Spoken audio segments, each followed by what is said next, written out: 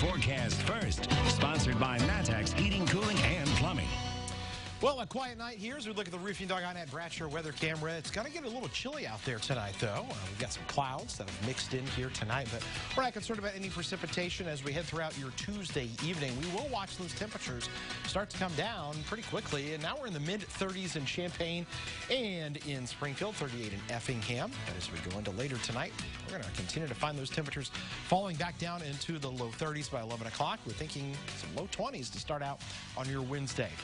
So, the first half this week, nice and calm.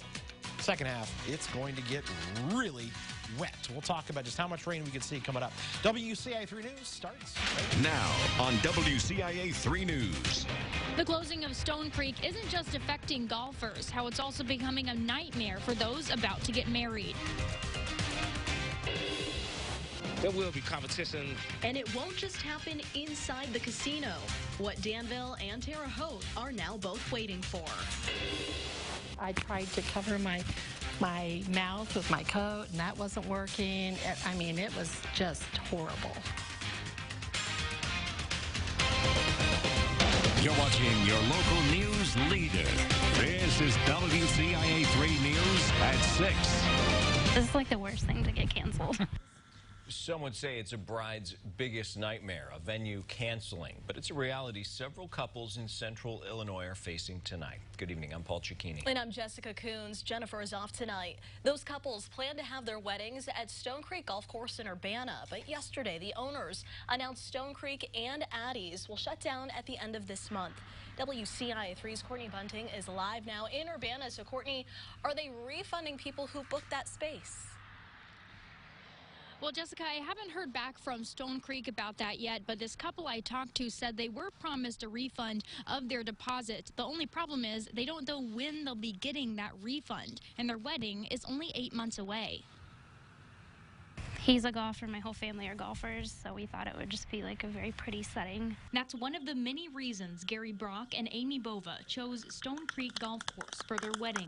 But to their surprise, it just announced plans to close at the end of the month. We saw it on Facebook, and then I got like a generic email from just Stone Creek in general, and then I got a call from the coordinator at like 9 o'clock last night. Can't have a wedding without a space. The Atkins Group says interest in golfing isn't what it used to be, and it's no longer financially feasible to stay open. Now it's crunch time for people who have events booked there. In 8 months is hard to plan a venue in 8 months, especially in September. It's like the busiest month of the year. I think most people book their venue like about a year in advance. Ryan Menenga helps people plan weddings all over central Illinois, including Stone Creek. He says a whole list of couples who booked that venue are scrambling for a plan B. It's been an interesting, day or two. Been getting a lot of frantic calls. And although there's nothing fun about picking a second spot to exchange vows, Menenga says there are still plenty of options. Don't panic and book something right away, because the nice thing about Champaign is there is a lot of venues. Despite their panic, the good news is the couple has the most important part of their wedding already taken care of. I mean, last resort, if we want to get married, we're going to go to the courthouse. I mean, end of story. I want to marry her. The couple already does have 4 other venues showings coming up, and they also said that Stone Creek employees were helpful and gave some other venue suggestions to them as well whenever they found out their wedding would not be taking place here. Live in Urbana, Courtney Bunting, WCIA 3, your local news leader. Those couples have some big decisions to make. Courtney, thank you. The Atkins Group is planning to redevelop the course. They say they're hoping to have a solution that will provide natural green open space and walking trails. We have some new details tonight. Changes are still on the horizon for Danville's riverfront. The area was pledged $1 million from the casino project. The Parks and Recreation Department says they don't have concrete plans right now, but they do have the backing they didn't have before. Removing the dam was one of the first steps in redeveloping that area, which has already been done.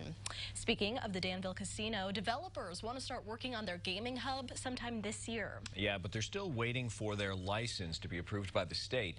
And not too far away, over the state line, more details of a Terre Haute casino were unveiled yesterday. WCIA 3's Andy Olson joins us now. So, Andy, with just an hour between the two cities, is there enough money to go around? Well, Paul, that's what developers and officials seem to think in Danville. Now, construction hasn't started on either of the projects yet, but a race may be on to see who can serve the area first. Terre Haute now knows who will run their future casino. Danville has known since October Haven Gaming LLC will be in charge. Just an hour apart, some people in Danville think there might be a battle between the two, but they don't think that should stop their city. There will be competition. Terre Haute's a more established city and everything, and I believe that, but Danville definitely needs the casino. I think it'll help the economy in the long run. We contacted Mayor Ricky Williams, but he didn't want to comment on a different casino project. He says they've known about their development for a while, but they didn't believe it would impact their own project. Both casinos plan to have areas for sports books, entertainment venues, and ballrooms. The biggest announced differences so far is Danville will have a hotel right away, and Terre Haute has room for up to 4 restaurants. Whatever it looks like in Danville, though, there's people there wanting to support it.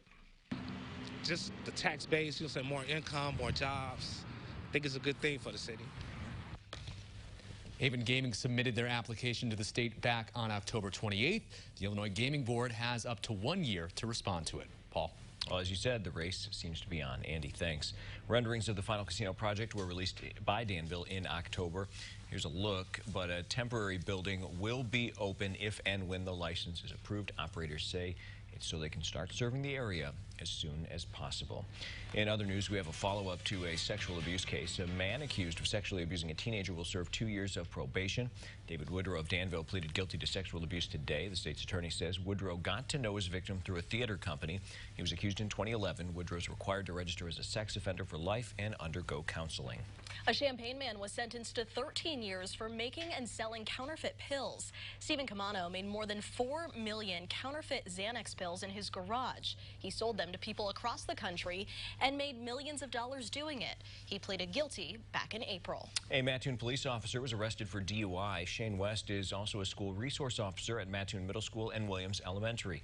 A Coles County deputy pulled him over on December 21st. The Journal-Gazette reports he's on administrative leave. We've reached out to the sheriff's office, Mattoon Police, and Mattoon School Superintendent, but have not gotten a response. The URBANA School District is figuring out how to handle the legalization of marijuana. The district's lawyer will give a presentation at the school board meeting tonight on how the new law will give a presentation on the new law and show how it could impact staff and students. She'll be reviewing the details of regulations of pot, plus how the district plans to handle recreational use by employees. We'll have more information on what comes out of that meeting tonight at 10 o'clock. Something's in the air in one central Illinois town, and it's left a lot of people sniffing for answers. Also tonight, the Inspector General's report on DCFS is out, and it is not good. The agency says it is trying to change to protect kids. Quiet night here as we look outside and recap the day where high temperatures made it back above normal, well above it. 44 started out at a chilly 21 this morning, but we've got another cold snap coming your way for tomorrow before some big-time rain returns, and we could end it on a wintry note. We'll explain the whole situation coming up.